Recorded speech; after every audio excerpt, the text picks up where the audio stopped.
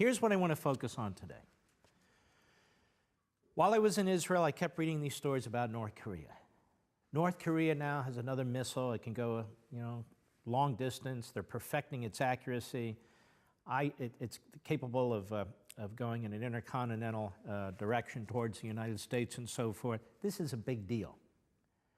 We now have aircraft carriers, plural, off of North Korea. As you know, we've done a program on this, several programs on this. We have one of our offensive nuclear attack subs off of North Korea. We've got a lot of ships, a lot of personnel there, and our Air Force as well has a presence there. So this inbred Kim Jong fat boy, he just keeps pressing his case.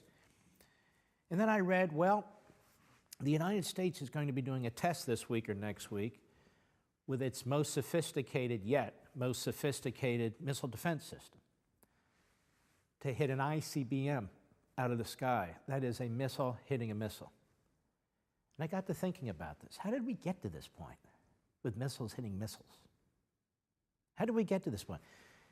And the beauty of this format, where there's not a single advertiser, the beauty of this format, where I can talk for 10 minutes or an hour, is that we can delve into these things, where people of like mind and like interests, we don't always have to agree. By like mind, I mean you're concerned about national security, you're a patriotic American. We can have these discussions without people yelling at each other and without worrying about what some boycotted advertiser might think. So this is the great thing about this format, and this is why we developed it, and this is why we do it. So let's start now. North Korea warns of bigger gift package to the United States after missile test. This is Fox News today. Go. An absolutely critical test today, as one missile defense expert told Fox News, goodness knows what the Pentagon is going to tell the American people if they fail. It has been made more urgent, obviously, because of the recent spate of missile tests coming out of North Korea and the threat from Kim Jong-un to deliver what he calls a gift package to the United States. And officials, including Admiral James Searing, head of the Missile Defense Agency, who sat for an exclusive interview with Fox News, say it really is coming. At some point, they will be able to hit the U.S. Listen here. It's a matter of time. They're demonstrating continued increase in capability, range, altitude, and capacity over the last several years and more recently over the last several months. So what will happen today is that the U.S. will launch an intercontinental ballistic missile, unarmed of course, from the Marshall Islands out in the Pacific Ocean. Then they will launch the Interceptor from here at Vandenberg Air Force Base in California. Let's stop right there. Understand these missiles are going at an enormous speed, both of them. Both of them. The technology involved here is incredible, absolutely incredible. And look at Hawaii. Hawaii, unfortunately, is target number one for a country like North Korea because it's closest to North Korea. But just think about this technology. You know, people think, well, what's the big deal? It is a big deal, a missile hitting a missile. And here we're not talking about missiles that go 100 miles or missiles that go 50 miles. These are intercontinental ballistic missiles from one continent to the next. One targeting the offensive missile that's targeting a particular location, say, in the United States. It is a big deal. Go ahead. That Interceptor's kill vehicle, basically a high-tech chunk of metal, will collide with the ICBM high up in space and destroy it. That's the aim. Not easy to do, like hitting a bullet with a bullet, Shannon. Wow. Okay. Obviously, when we talk about nukes, we're going to have to be 100% successful stopping them anytime they would be a threat. How do they think this test is going to help make that happen?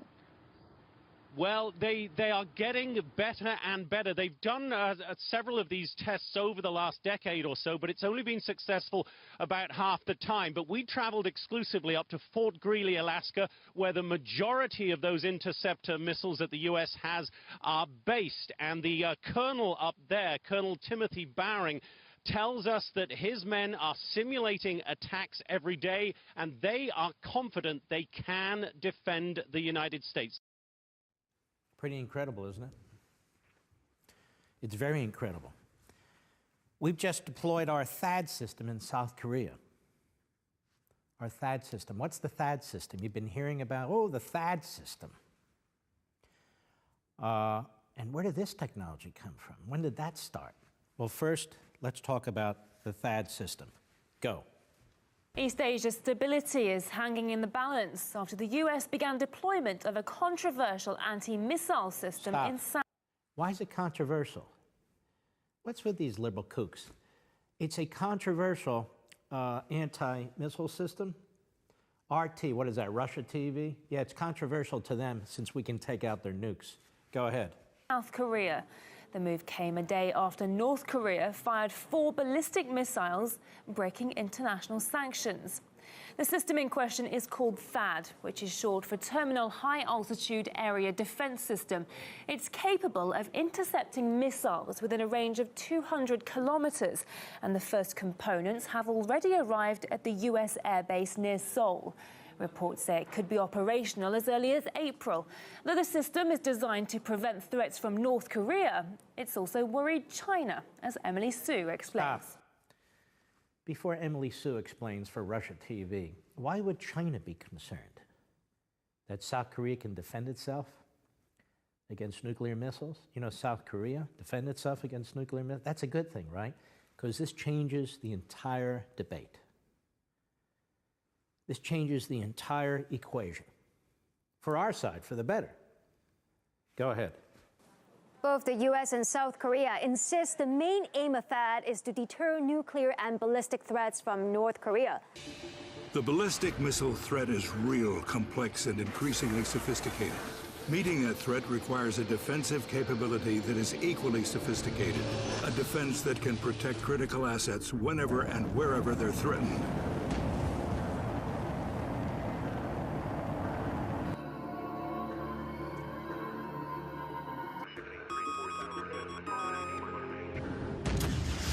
The THAAD weapon system is a key element in our layered ballistic missile defense architecture, filling the gap at the mid to high endo-atmospheric regions not covered by the lower tier Patriot PAC-3 or the upper tier Aegis SM-3 class.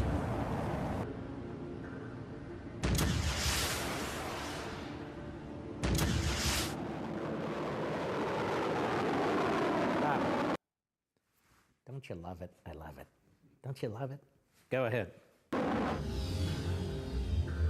This long-range engagement means the system can defeat longer-range threats and at greater distances with intercept debris falling far from defended areas. And it allows for a flexible response to larger raid sizes, enabling a more efficient firing doctrine and more effective shoot-look-shoot engagements.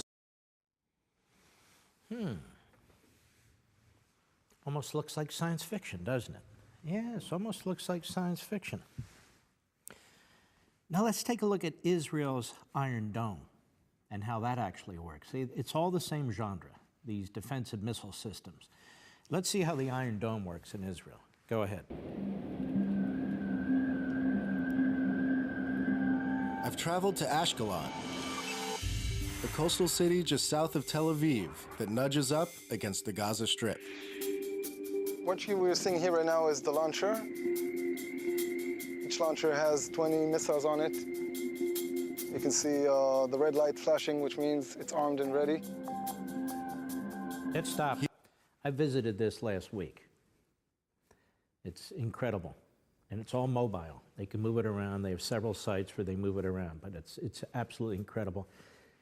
And they try to put them near these towns or even larger cities that have been subjected to Hezbollah and Hamas shooting missiles literally into skyscrapers, trying to kill as many people as they can. We also visited an underground, unfortunately, playground that's built like an underground bunker.